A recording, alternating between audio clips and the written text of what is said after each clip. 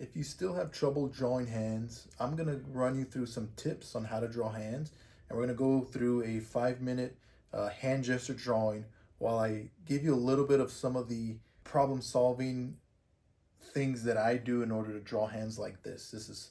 This one took 5 minutes, and the one on the top was a little bit quicker, it's about 2 minutes. So stick around. I'm going to show you how I go through the process so you can also draw hands that are a little bit more loose and not so stiff. Right? Thanks.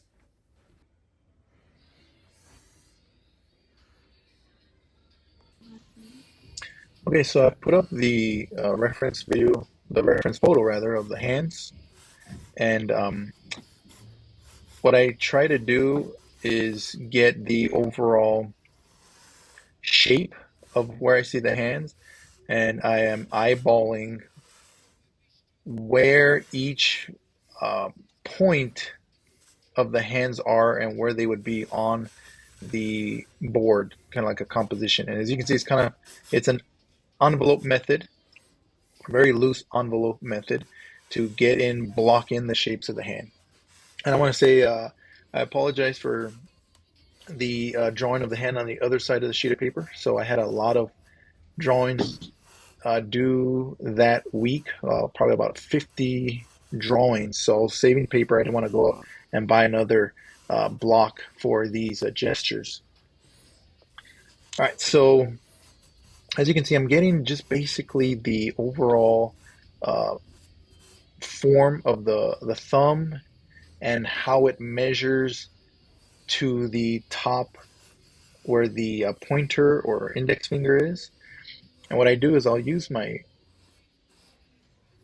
pencil and I will very quickly measure how far that thumb is to the knuckle or whatever adjacent body part of the finger is. And what I'll do as well, see, I'm doing it right there, and I'm just making sure, I want to make sure that um, there's enough distance where that top line is of the knuckle. I want to make sure that it is proportionate uh, to the lower part of the thumb. And it's very, very good to do that where you use what you've already drawn as a reference point in order to get the proper uh, positioning and proportions. And what you'll also see me do a lot is use lots of cross contour lines. Those cross contour lines help define the form of the fingers and the hands. If you don't use them, you'll find that hands can look very flat. Um, I also use a different grip for my pencil than I would if I'm doing very detailed work, and that helps me to be very loose as well because the hands can be very gestural, and the way the fingers are, they're very loose. Very rarely do you have very rigid, um, perfectly positioned hands, and that's what we see here in the reference photo. So, as you can see in the photo, there's um, every finger is not perfectly straight. They're not the same height. And what I do is I'll make sure that as I'm drawing, I adjust the height of the fingers as I am drawing these fingers. Okay, so from the envelope that I did earlier, as you can see, that line was too short. It was to allow my brain to know where those fingers are going to end up, but I had to adjust and make it longer. So you use the marks that you make and the lines that you make, the landmarks, in order to set up your next either body part or part of the hand. And these landmarks will help you to adjust and make that drawing a lot more accurate to your reference photo. What I'm doing next is I'm now starting to get a little bit more of the details of the hand, very just suggestions of detail and form.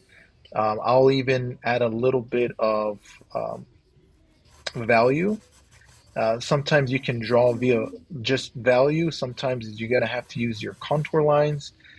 In this instance, I felt like the hands were looking a way too two-dimensional and stiff.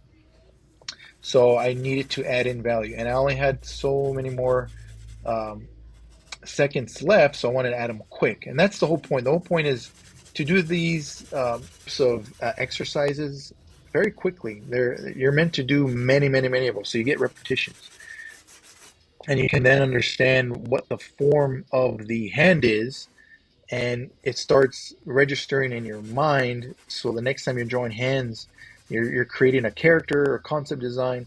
You don't have to always look at a reference.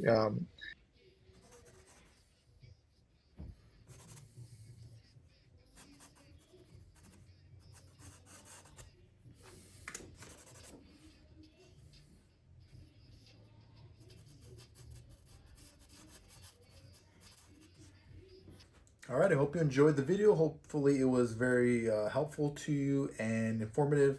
If you want more videos like this, please feel free to comment and let me know what else you need help with. I love drawing, I love teaching, and I think if we want to learn how to do things better, some of the best ways to learn is to teach. So I'm not only doing this for you all, I'm also doing it for myself to get better at what I love to do. So again, if you have any questions, please feel free to let me know.